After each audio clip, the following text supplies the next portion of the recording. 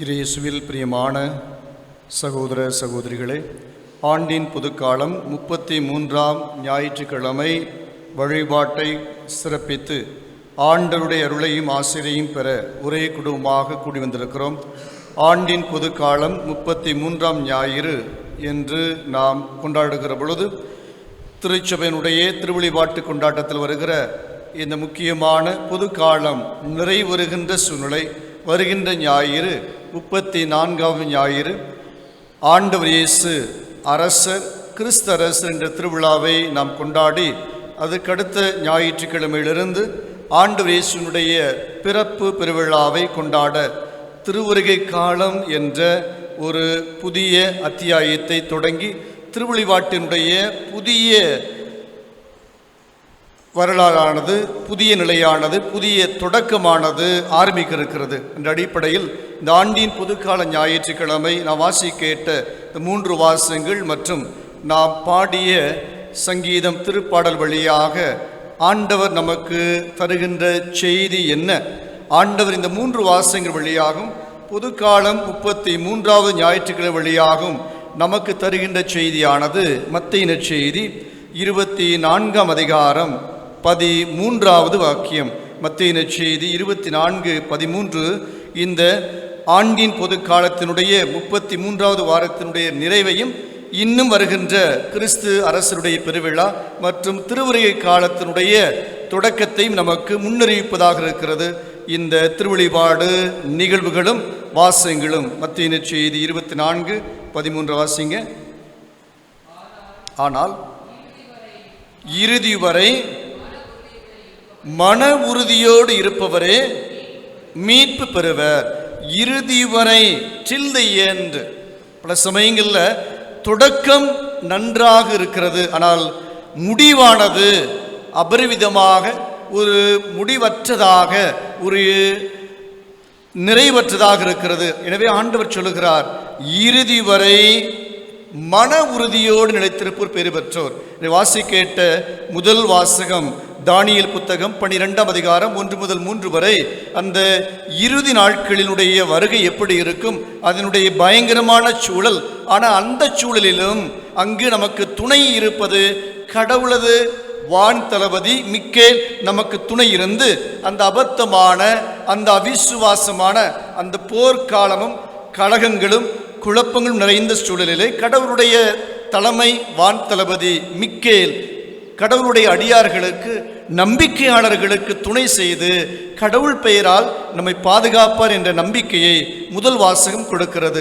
நற்செய்தி வாசகத்தில் நாம் கேட்டோம். மார்க்கு நற்செய்தி 13ஆம் அதிகாரம் 24 முதல் 33 வரைக்குமாக ஆண்டவர் இயேசுதாமே இறுதி நாட்களில் வர இருக்கிற அந்த துன்பங்களையும் துயரங்களையும் போராட்டங்களையும் வேதனைகளையும் குழப்பங்களையும் அவர் குறிப்பிட்டு கடைசியாக நீ விழித்திரு, ஆயத்தமாயிரு, உன் நம்பிக்கை வீண் போகாது என்ற ஒரு நல்வாக்கியம் கொடுக்கிறார். முதலில் எச்சரிக்கையும் கடைசியில் நல்வாக்கியம் கொடுக்கிறார்.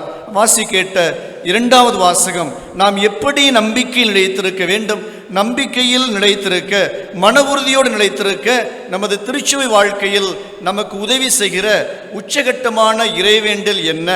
எபிரேயர் 10ஆம் அதிகாரம் 11 முதல் 14 வரை நாம் வாசிக்கிறோம்.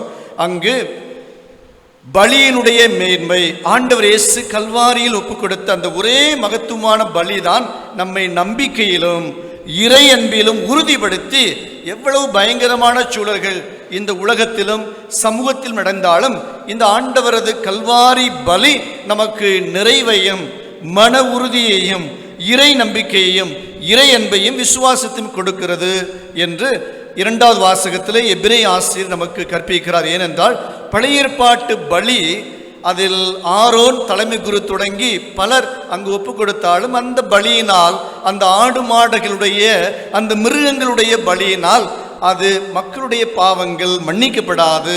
ஆனால் இயேசு தம்மையே சிலுவையில் ஒப்பு கொடுத்த அந்த பலிதான் நம் பாவங்களை மன்னித்து நமக்கு மீட்பை, மன உறுதியை, நிலை வாழ்வை கொடுக்கும் என்பதை அந்த எபிரேயாசிரியர் சொல்லுகிறார். ஏனென்றால் நாம் வாழ்கிற இந்த சூழலானது 2 விதமான நிலைகளிலே நம்மை வாழ வைக்க செய்கிறது. ஒன்று போர், ரஷ்யா உக்ரைன், இன்னும் இஸ்ரேல் பாலஸ்டைன், இன்னும் உள்நாட்டு போர்கள், பல்வேறு விதமான கலகமான சூழல்கள், மக்களால் தேர்ந்தெடுக்கப்படுகிற தலைவர்களுடைய போக்குகள் இவையெல்லாம் ஒரு பக்கம் இருந்தாலும் நம் திருத்தந்தை பிரான்சிஸ் அவர்களுடைய அந்த நம்பிக்கை நிறைந்த அந்த மாபெரும் ஜூபிலி 2025 ஆண்டு இறைவேண்டல் ஆண்டு என்பதை அவர் கண்ணுற்று இந்த ஒட்டுமொத்த சமூகமும் ஒட்டுமொத்த உலகமும் போர்களாலும் கழகங்களாலும் நுகர்வு வரியாலும் இன்னும் உலகமயமாக்கல் போன்ற பல்வேறு விதமான சாத்தானுடைய சூழல்களாலும் சிக்குண்டு தவித்தாலும் கூட அந்த இயேசுவினது பிறப்பு,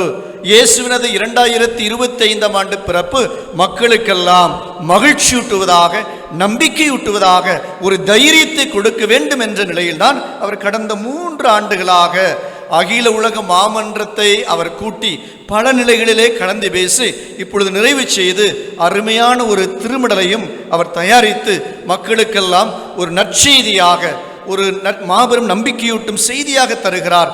பில்கிரிம்ஸ் ஆஃப் ஹோப். நாம் எல்லாம் நம்பிக்கையின் பயனாளிகள், நாம் எல்லாம் நம்பிக்கையின் பயனாளிகள். இந்த கூட்டுறங்கு இயக்க திருச்சபை இயேசுவினது பிறப்பையும் இந்த நம்பிக்கையின் பயனாளிகள் என்பதையும் உறுதிப்படுத்தத்தான் நாம் வருகின்ற ஞாயிற்றுக்கிழமை நமது இல்ல விழாவை கொண்டாடுகிற இந்த நிலையில் நாம் எடுத்திருக்கிற தலைப்பு let us live in harmony. நாம் ஒருங்கு இயங்கமாக நல்லிணக்கமாக வாழ்வோம். ஏனென்றால் நம்மை பிரித்தாளுகிற சூழல்கள் குடும்ப வாழ்க்கையிலும் சமூக வாழ்க்கையிலும் பங்கு வாழ்க்கையிலும் திருச்சபையிலும் அல்லது இந்த அரசியல் சூழலிலும் நம்மை பிரிப்பதற்கு நிறைய சாத்தான் வேலை செய்வான். அன்றைக்கு ஆதாம் ஏவாளை ஆண்டவருடைய அன்பிலிருந்து, ஆண்டவரது ஏதோன் தோட்டத்திலிருந்து இன்பத்தில் பிரிந்த சாத்தான் நம்மை எல்லாம் பிரிவினைக்கு உள்ளாக்குவான், கட்சி மனப்பான்மைக்கு உள்ளாக்குவான், பலவிதமான நெருக்கடிகளுக்கும் அவமானங்களுக்கும் உள்ளாக்குவான். ஆனால் ஆண்டவருடைய பிள்ளைகள் ஆண்டவரோடு நிலைத்திருக்கிற பொழுது, ஆண்டவரது அன்பில் நிலைத்திருக்கிற பொழுது சாத்தானுடைய சூழ்நிலை, சாத்தானது குழப்பம் நம்மை எதுவும் தாக்காது. இதைத்தான் திருப்பாடலில் அருமையாக வாசி கேட்டோம். நான் அசைவுறேன், எந்த சூழல் வந்தாலும் நான் ஆண்டவரோடு இருக்கிறேன், அவர் என்னோடு இருக்கிறார், எனவே நான் அசைவுறேன் என்பதை அந்த சங்கீத ஆசிரியர் நமக்கு அருமையாக தெளிவுபடுத்துகிறார்.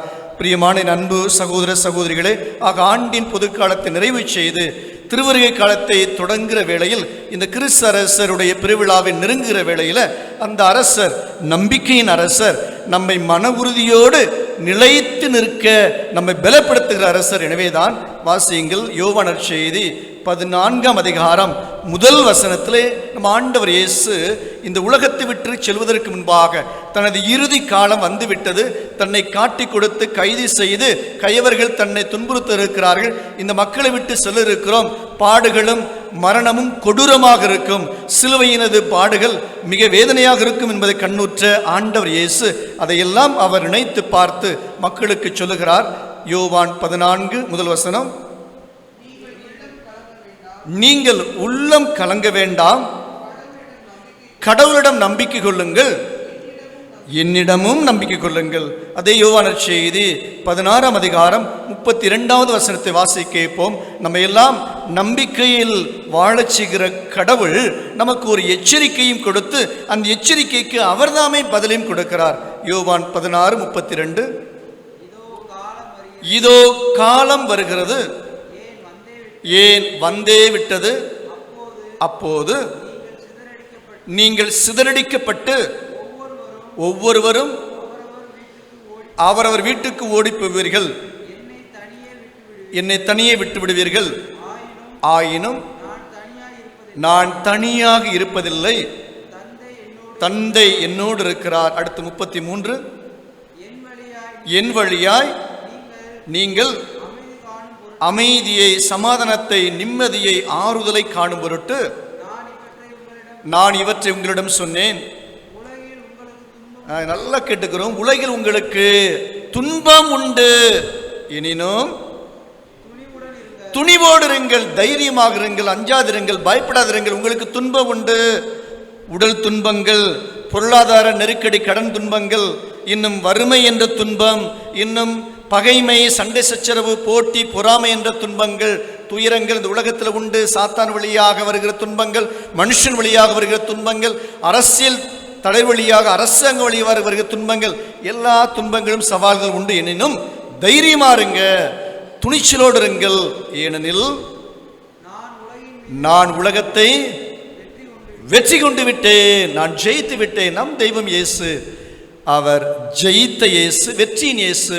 நாம் கல்லையோ மண்ணை அல்ல, உயிர்த்த இயேசுவை, கல்லறையிலிருந்து கல்லை உடைத்து வெளியே வந்த அந்த உயிருள்ள இயேசுவை நாம் வணங்குகிறோம், ஆராதிக்கிறோம், கொண்டாடுகிறோம். 2025வது ஜூபிலி ஆண்டில் பாப்பரசரும் அந்த நம்பிக்கையின் திருப்பயணிகளாக வாழ நம்ம அழைப்பு விடுக்கிறார். அந்த பயணத்தில் நாம் வாழ்வோம், துணிவோடு இருப்போம், ஜெபிப்போம், ஜெயிப்போம், ஆண்டவரது அருளாசிர் பெறுவோம். இறுதி வரை நிலைத்திருப்போர் பேறு பெற்றோர். ஆமென்.